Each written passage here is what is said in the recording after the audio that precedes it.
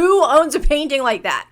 No, it has nothing to do with anything other than the movie wants to be artistic and deep and have an Easter egg so people can go back and be like, oh, they foreshadowed. Like, no, shut up. It's horrible. Dani would not have a painting like that. Nobody would have a painting like that. Okay, stop it. Dani just like glares at him like, how dare you not invite me on this thing with all your friends who are not my friends and who do not like me and who basically only just met me or only know horrible stories about me because I'm a bitch. Why didn't she have this information if she's a psych major and she's trying to write a thesis in it? What? Give me a break. Give me a break here.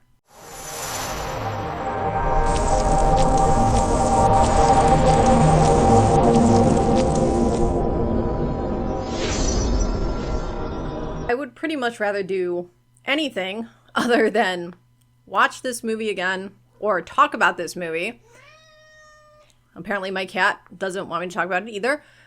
But I have come to a point where I have mentioned in several of my videos my passionate hatred for the movie Midsommar. And I figured that instead of just repeating that over and over again and not giving an explanation as to why, I would rewatch the movie, I would take notes, and then I would come back and I would tell people very specifically what my problem with this movie is. The problem with that is that I did sit down to watch this movie. And even though I told everybody and myself that I would never watch this movie again, not even to analyze it or to give specifics on what I didn't like, I thought that if I came on here and I tried to do a critique video where I said I didn't like it and I only did it from memory, people would try to call me out or say I was remembering things wrong or anything like that. And I wanted to avoid that. So I sat down and I put it on and I genuinely took notes. Like, you can see that I took notes. I took pages and pages of notes of my thoughts. And these are just from the first 30 minutes of the movie, where I stopped watching it because I felt like I was going to get a brain tumor. Like, you know that clip from Family Guy? What's the worst that could happen? I'm a tumor, I'm a tumor. I'm a tumor, I'm a tumor, I'm a tumor. I'm a tumor, I'm a tumor, I'm a tumor. Oh, I'm a tumor. In any case, I have decided to do this video as is. If people watch this video and they really desperately want to torture me by making me watch the rest of the 2.5 hours of this dumpster fire of a movie so I can take more notes so they can hear why I don't like it, then I will do that. But I'm only going to start here because I don't think people want to hear my several hour rant about how bad this movie is. And that is why I'm starting with these initial notes and the first 30 minutes. And I am praying nobody asks me to finish this movie because, dear God, do I not ever want to see this movie again. First, we're going to start with Terry's goodbye message, the one that says, I can't take anymore, everything's black, mom and dad are coming to goodbye. So Dani fixates or seems to fixate on the word goodbye, and she calls her parents and she gets a voicemail, and she calls a sister and there's no answer. There's also something about how she sent a bunch of emails or messages to the sister, but there was no reply. So when she doesn't get an answer from her parents, she immediately calls Christian to seek validation, and she gets it minimized by Christian, but I don't really understand what he was supposed to do exactly, because he even says something about how her sister is always doing this, it always turns out to be nothing, and that it'll probably be fine. And Dani says that it, quote unquote, feels different this time, or something along those lines. And Christian is trying to, like, reassure her that she's wrong. Now, I know that people see this as something like, oh, he's, like, being dismissive, or he is not being a good boyfriend, etc., etc. But Christian only has the information that he has. He's not psychic. And the information that he has through the history with Dani and her sister is that Terry, the sister, I think that's what her name is, whatever, she's done this multiple times. She's threatened suicide multiple times. And every single time it's turned out okay. And that's his experience with being with Dani for like a couple years. So why is he supposed to suddenly think that this time is different? He doesn't have any more information than Dani has. And if Dani really feels like this time is different or something is off, then she can hang up the phone and call for a welfare check. She can do that. She doesn't have to listen to Christian. She doesn't have to listen to anybody else. If she feels something is wrong, she can call the police and say, my sister has a history of bipolar and she made this suicide threat and now she's not answering her phone. Can you please go to the house and make sure that everybody's okay? Instead of doing any of that, which is what a normal person would do if they truly felt like something was off or this time was different, she calls her friend and doesn't talk about her sister at all and just like rants about how much Christian is like either a terrible boyfriend or she's a terrible person because she's relying too much on him and she leans on him too much and she's whiny, and she says something about how he's like not attached to her anymore and she can feel that he wants to break up with her or whatever, but she wants him to stay for some reason. And it just is this whole diatribe of just crap where even if I can agree that Christian is kind of a douche and he should have broke up with her like a year ago, I can also say that Dani seems to be incredibly toxic herself. I don't think this is a situation where Dani is this poor little victim who's being neglected by this boyfriend who doesn't pay attention to her. She is playing a part in this just as much as Christian is playing a part in this. And in some cases, she's even worse than Christian. And you'll see what I'm talking about when I get to it in a minute. At some point, either before she calls her friend or when she's on the phone with her friend, they show her taking an Ativan, which is a sedative, if you didn't know. And that means that she got a prescription from a therapist or a psychiatrist. And that's even confirmed later when they cut back to Christian and Mark says, "Oh my God, she needs a therapist, dude." And then Christian replies, She has a therapist. and then Mark says, "Oh, so then she should call her therapist and not you. It's literally abuse. She's abusing you." and that's just true. Now, I agree that Mark, the rest of the movie, can be such a douche, and I even think he deserves the death that he got. But in that conversation, how was he wrong? What was he wrong about? Dani should be talking to her therapist. Dani should be seeing somebody else. Dani should not be using her boyfriend as a therapist.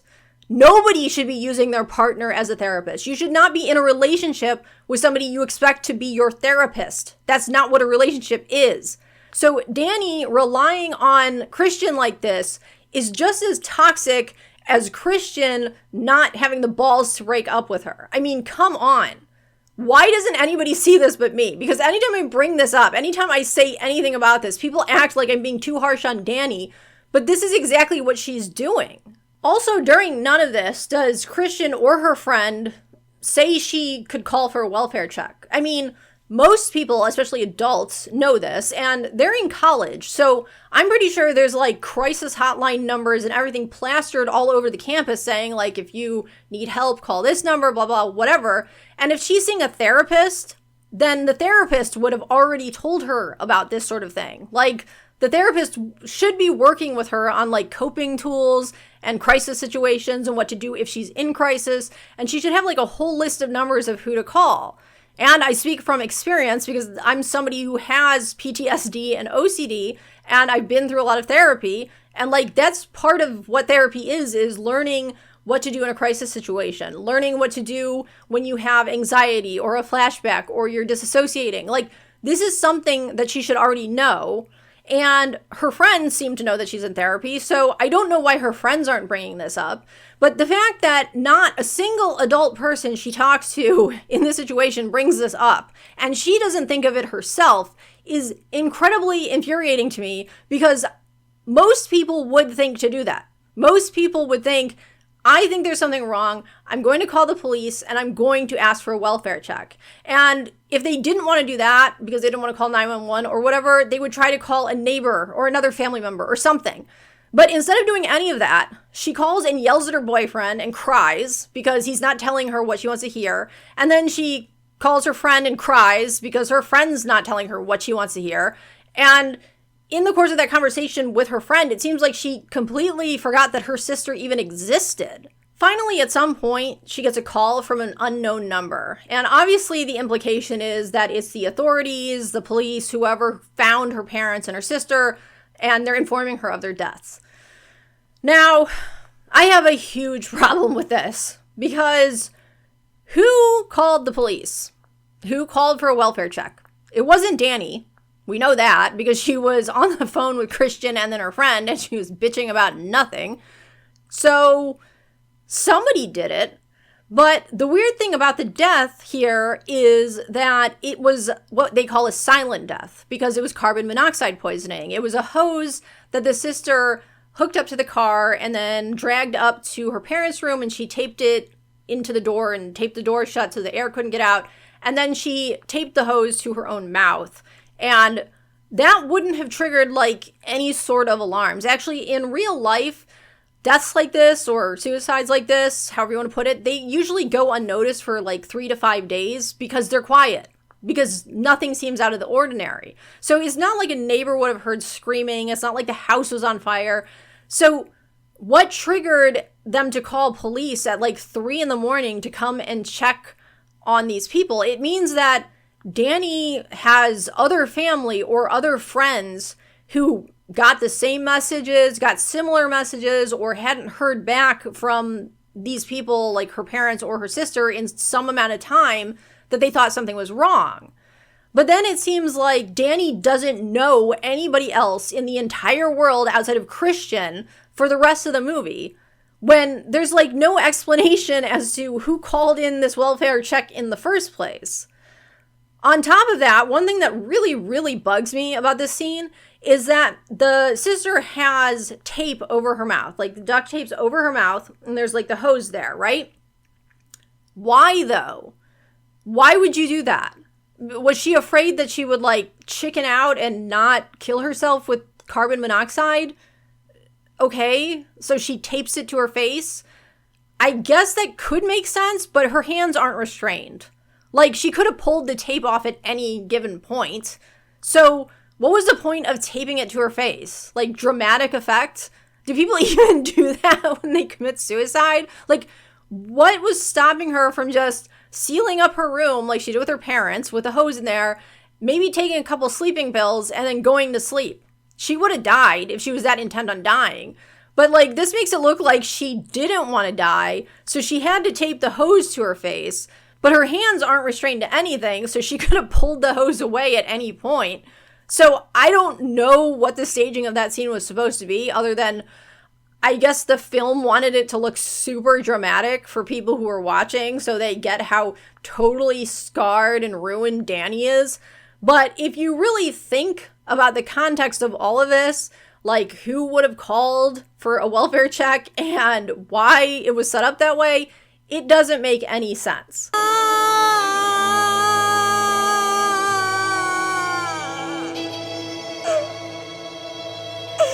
Now we need to discuss the time jump, because they don't ever really address how many weeks or months passed, but we do know that when her sister died, it was winter, because they showed it snowing out, and then suddenly it's about midsummer, which I believe takes place in like June or July. It's like the summer solstice, right? So I think it's June.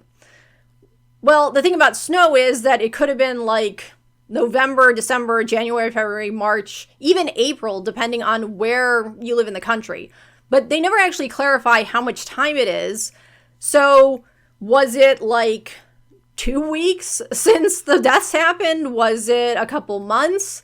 They never really say, and that also makes it really hard to judge what is normal or not about Dani's behavior. But I guess I would have to assume it's been at least a few weeks, maybe a month, because she seems mostly okay, other than the fact that she's like laying in bed and sleeping all day.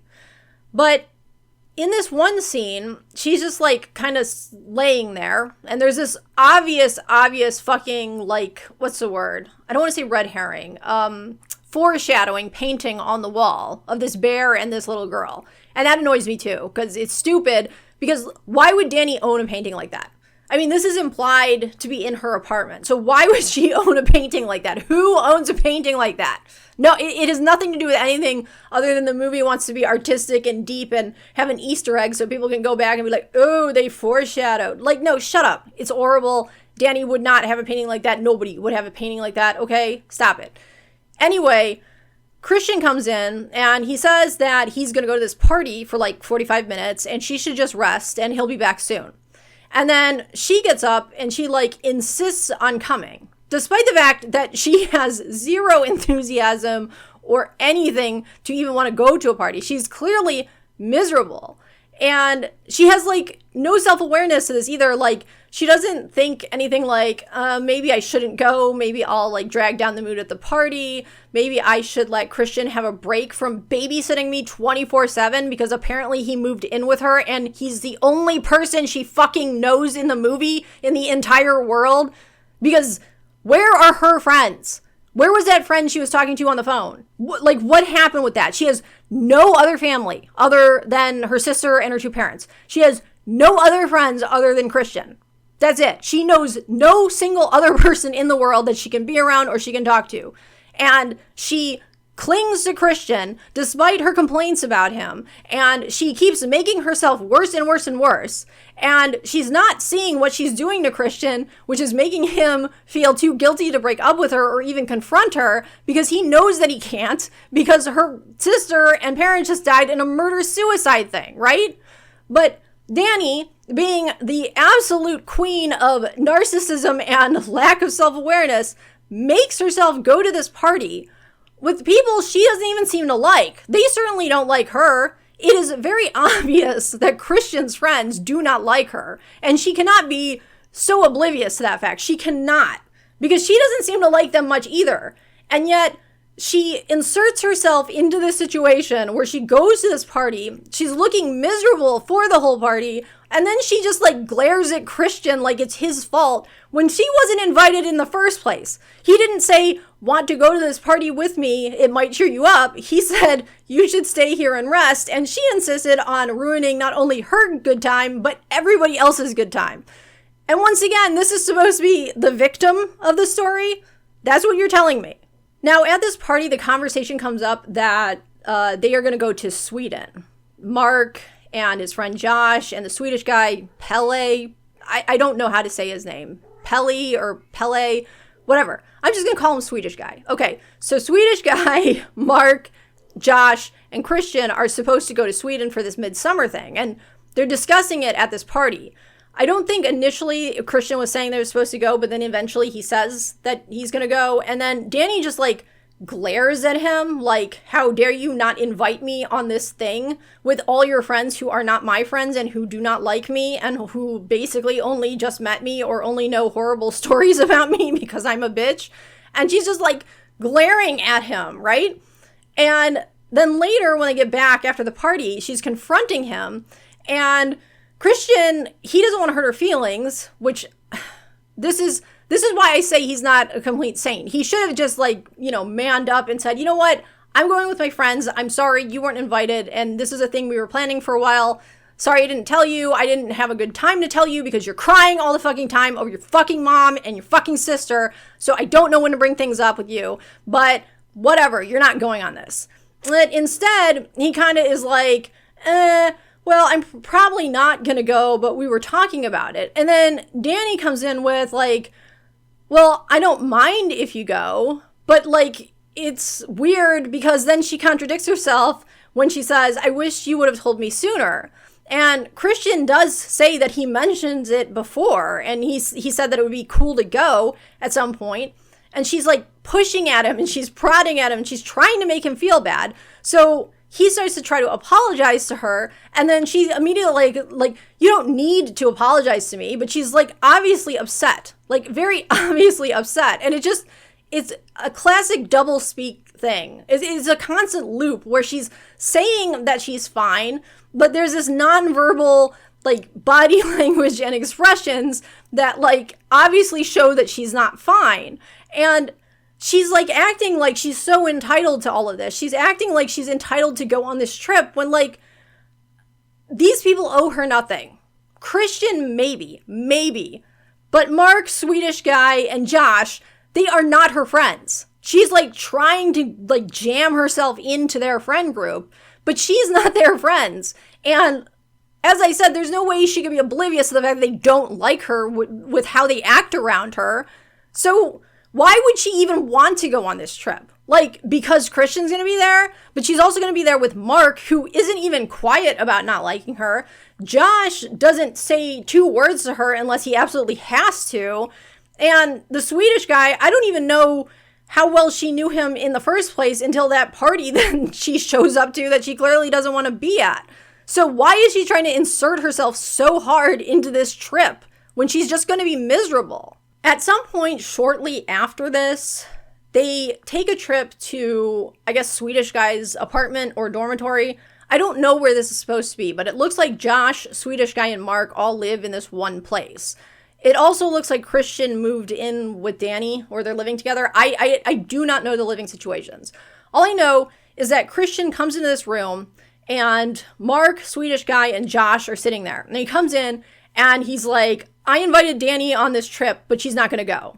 And then everybody's kind of like confused by what he's talking about. And he's like trying to say that like he invited her out of like politeness, but she already said that she wasn't going to go, or she doesn't want to go, something like that. And he doesn't think she actually means it. But then Dani comes in and, well, Mark, and this is exactly why Dani should just be reading the room and know that Mark doesn't like her as well as Josh. Because Mark immediately is like, Christian, can I see you in the other room? I need you to look at something. And then leaves with Christian. And you fucking know he's going to talk to Christian about this. And then Josh kind of like doesn't really say anything to her. And he gets up and he goes and gets some food, cereal or something. And he's like eating in the background. So the only person who actually stays there to talk to her at that moment is Swedish guy. And that's when when this happened, this makes everything all the worse for me because of the beginning of the movie. So Swedish guy is talking to Dani about like her studies and what she's doing college for and all this stuff. And this trip is supposed to be for their like theses, which is usually what you do for a master's degree, right? And so I think Josh is doing it for like anthropology thesis. And I don't know what thesis Mark is going to do, but I'm pretty sure Mark's writing a thesis on it. And same thing with Christian. So they're talking about like theses and stuff, which would denote that Dani is within the same like educational level as all of these people. I mean, that's what it's implying. So Swedish guy asks her if like she's doing okay in school and like after everything that happened. And she says, yeah, but they're kind of giving me a break, you know, because of like the situation. And they go on to discuss like what her field of study is. And she says psychology. I'm sorry, but what the fuck? This girl is trying to get a master's in psychology, which is a high level of education at that point. And she didn't once think to call a welfare check, to hang up on Christian, to hang up on her stupid friend. She didn't think to do any of that. She didn't think to call a crisis hotline. She didn't think to contact literally anyone who is more qualified to deal with this than her horrible boyfriend who just caves to whatever demand she has, or her friend. The psychology. She wants to get a master's in psychology and she could not call in a welfare check. This is the victim here. This is the girl that we're supposed to feel sorry for. This is the girl that I'm supposed to think is so sad and so tragic, when the only tragedy here is that Dani is too stupid to help herself. Dani is not self-aware. Dani is full of herself. Dani has the biggest ego in the room. I swear to God, people making me watch this film and making me watch this girl act this way, and then later I'm reading these reviews about how she's so strong and everybody's against her and her boyfriend's so abusive and nobody loves her. Like, she made all these choices herself. Why didn't she have this information if she's a psych major and she's trying to write a thesis in it? What? Give me a break. Give me a break here. Like, honestly, with how she's acting, like, people always like, oh, well, you know, Christian's shitty for not breaking up with her. With how she acts, wouldn't you be afraid to say anything to her? wouldn't you, like, not want to break up with her? Like, she guilt trips him over the stupidest shit that's really her fault. She wants to say that she's not upset about the Swedish trip, but then she's clearly upset about it, and then to a point where he has to invite her symbolically, and then she says she's totally going to go anyway when nobody wants her to go. Even Christian doesn't want her to go. Nobody in this group has the balls to tell her that she's not invited and they don't want her to go. And, like, Dani is her own worst enemy. All these other people are horrible. I am not saying that anybody else is, like, without fault. Everybody else is. But to sit here and watch this movie and watch this dialogue and listen to these people and think that Dani is the one person absolved of anything is absolutely ridiculous. And that's what you're trying to make me do. You're trying to make me ignore how toxic and awful this girl is to what? Justify the really stupid ending that makes no sense? Anyway, so Swedish guy now wants to show Dani pictures of, like, the Midsommar festival in Sweden, and somehow it segues into a conversation about how he wants to offer her condolences for what happened to her parents and her sister. And, like, just as he's bringing it up, she, like, basically starts sobbing and she, like, runs out of the room into the bathroom. And once again, I would have to assume that quite a bit of time has passed just because, you know, it's about to be the summer solstice, and when this event happened, it was winter. But has no one offered her condolences before that moment? What is she, anytime anybody says, like, I'm sorry for your loss, did she, like, fucking break into this cry screaming no, no, no bullshit and run into a bathroom?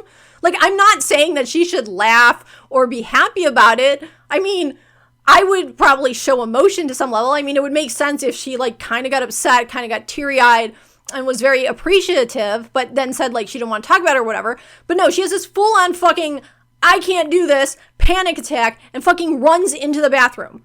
Is that a person who should really be going to an international destination with people who don't like her and a boyfriend she already knows isn't that interested in her? Like, should she be doing this? Why does she have no awareness? And I know that, like, just because you're, like, a psych major, like, I know you shouldn't diagnose yourself or whatever, but she should still have some awareness to, like, her level of being able to handle things, like her mental and emotional state. And it's like she has absolutely none. And she's trying to rely on everybody else to fix her and everybody else to put, like, bubble wrap around her. And they're not doing that because that's not how real life is. And then when they don't do that, somehow she's a victim and they're all shitty people, when in reality, everybody in this situation is shitty, but mostly it's just Dani. Now, I'm going to deviate about my rant about Dani for a minute just to say that after they get off the plane, there is, like, a full minute transition of a car fucking driving.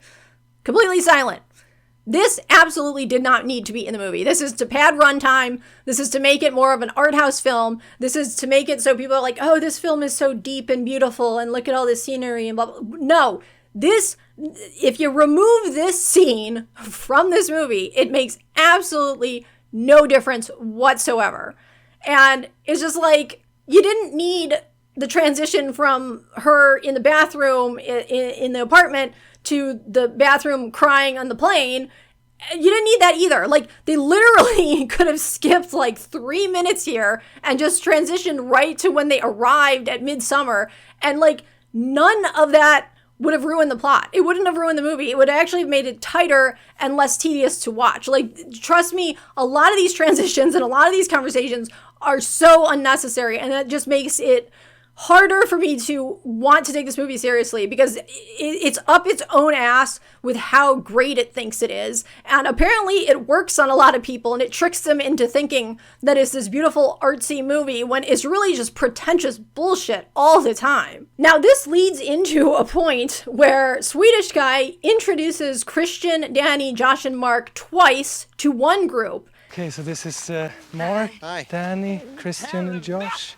So Christian, Josh, Mark, Dani. Right. Yeah, awesome. And then he does it again to another, and then, like, another guy introduces them again. So, like, 4 times.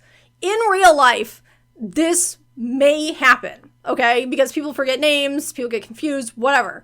In a movie, you do not need to do this more than twice. But they did it 4 times. And this is another thing that's like basically padding the runtime here. It's like, goddamn, we do not need 4 different introductions of these characters that we've already been watching for like 30 minutes. We do not need this.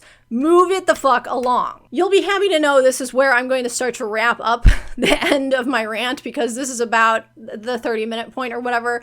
But it is now suggested that they all do mushrooms. And Dani says that she doesn't want to do mushrooms, that she wants to sit out.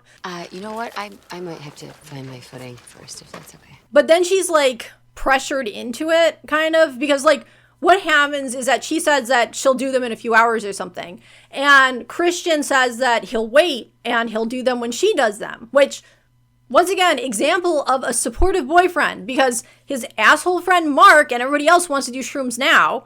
But instead of that, he's trying to be supportive of Dani and saying, "Oh, wait. No, you go ahead, please. No, I'll wait." But then she kind of tries to like make him a bad guy and act like she's being pressured into this. And listen, if you're feeling uneasy, you don't have to take them at all. No. I want to feel settled first. Okay. Literally no one pressured her into this. No one even directly asked her that much if she wanted mushrooms. It was more like Mark and everybody was asking Christian, and then she just kind of like once again invited herself into this conversation, whatever. But there was no pressure. And Mark, at some point, he was saying to Christian, Dude, we can't take them at different times. They'll be totally separate trips. but he was only saying it to Christian. Mark obviously didn't want Dani to be a part of this. He was not inviting Dani. He wasn't talking to Dani. He was talking to Christian. And once again, Christian being, or at least trying to be supportive, he tells Dani when she changes her mind, Don't let Mark be the one to pressure you of all people. He's not. It will get complicated. you don't have to listen to Mark. He's like an asshole. You do not have to let him pressure you into doing this. You can wait. We can wait. I can wait, whatever. And then Dani insists that she's fine and she wants to do it right away. And once again, the movie is going to frame this like her boyfriend pushed her into doing it, or that Mark pushed her into doing it. But if you pay attention to the actual scene and the actual things going on here, nobody forced her to do this. I don't even think anybody wanted her included in this. I think it was like a polite, well, you can do this if you want because we're trying to include you because we have to, because you're the bitch girlfriend of one of her friends. But people really didn't want her to be part of this anyway. And then once again, she shoves herself into the middle of it and she takes the mushrooms. And then, of course, she has a bad trip because you're not supposed to do mushrooms after you've had a serious fucking trauma like she's been through. And she should know this. She has no backbone. She has no spine. And once again, I could understand if this was like a serious peer pressure situation, but she actively had her boyfriend, who she allegedly loves and trusts and wants to be with, being very supportive of her decision not to do mushrooms and saying that she could wait and that she didn't have to, and asking if she was sure and trying to reassure her and all of that. Nobody was making her. If anything, it was the opposite. And yet, once again, we come out with people thinking that somehow she's like abused and she's so bullied into doing this, and that is not what happened in this scene. In conclusion, the theme of this movie, or the movie thesis topic, seems to be that Dani is failed by every support system in her group, her family, her boyfriend, her friends. But how is she failed? Who failed her? Christian stays with her and he checks on her and he tells her to rest and he warns her about the shrooms, and he's always trying to be supportive. He's always trying to do the right thing. He even invites her on the trip, even though he really doesn't want her to go, and his friends certainly don't. So what exactly did he do wrong here? Who's failing her on that end? And what about her friends? Because that one friend she was talking on the phone just, I guess, disappeared completely, or she was such a bitch to that friend left. But Christian's friends aren't her friends. They never signed up to be her support group. Like, where is everybody else? Where's her therapist? She has no other family. She doesn't have like a neighbor that she was close to growing up. She has no one, like even a friend of her sister's maybe. She has nothing. All she has is Christian. And it's like, I mean, I know that's possible. I know it's very possible because some people don't have anybody, but it's like she seemed to have a support system before that happened, and somebody called in that welfare check. Why doesn't she know that person? What, like, you see what I mean?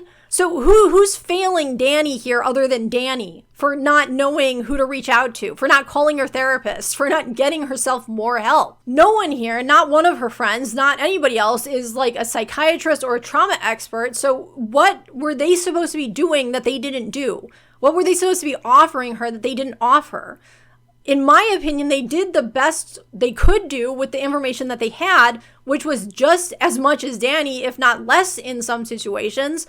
And yet people want to act like they're the bad guys. I mean, if you think about it, Christian is doing more in this situation than most guys actually would. Most guys would have dropped her ass. Most guys would have said, get fucking help. I am done. And Christian instead decides to stay there and try to support her. Now, I guess I could agree with the argument that it is more out of he feels guilty or something, but he's still trying because a lot of guys wouldn't even try. A lot of guys wouldn't even care enough to try. They would just fucking leave. And Christian is constantly painted as this bad guy who people think is so awful that not only does he deserve to be raped, he deserves to be burnt alive, but he never does anything in the movie that shows that he deserves fucking any of that. Show me what he did to Dani that he deserved that kind of ending. Now, my personal theory is that people can only enjoy this movie by giving Dani a free pass on her toxic, manipulative, bullshit behavior because she's a sad woman, because she had some trauma. But for some reason, they don't want to hold her accountable for anything else.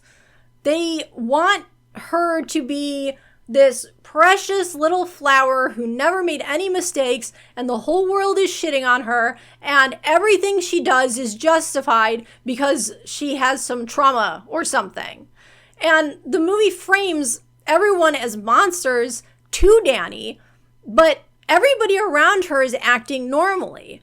And for me, as a logical person who can see exactly what Dani's doing, the only thing I can conclude is that the people watching this movie thinking that Dani is the victim who becomes the strong girl or the final girl or the feminist boss girl, whatever, what they are doing is being willfully ignorant to Dani's behavior or for some reason giving her a free pass when she doesn't deserve one whatsoever. Maybe I could give her a bit of a break for some of it, but goddamn, she is so awful that it just it basically overrides any sympathy that I could have ever possibly had for this character. So yeah, this whole long entire rant covered the first 30 minutes of the movie. And I don't even think I included everything that I was mad about. So if you somehow got this far in the video and you don't want to kill me, please leave your comments and thoughts down below. Do you understand what I'm saying? Do you agree or disagree? Do you have any arguments in favor of Dani that I might be missing here? Does this change your perspective at all, or do you not care? Honestly, you are free to enjoy this movie if you want. I'm not here to tell anyone that they are wrong for enjoying it, but so many people have asked why I don't like this movie, and I believe these are very legitimate reasons, as far as I'm concerned, and that's why I'm sharing them. So drop a like if you found this interesting, or maybe consider subscribing if you got this far in the video. If you want to hear the rest of my rant and you want me to make notes and comments on the rest of the movie, please say that you don't. But if you really, really do, I will try to get through the rest of the movie and do my analysis on it. But I very much don't want to do that. Okay, please. So just, I'll just leave it up to you. I try to reply to every single comment. I do like to have a discussion because, as I said, I don't think that I'm, the end all and be all. This is just how I see the movie and how I interpret things. And I like to hear how other people interpret things because it helps me understand better. So maybe I'm missing something. Maybe I didn't understand something, but I don't think how I saw this movie and what I'm saying here is inaccurate. It's just how I happen to see things as a logical person. Anyway, I hope I'll see you in the next video, but I'm planning to lose a lot of subscribers putting this out there, so if you stick around, you're one of the good ones. Thanks for watching.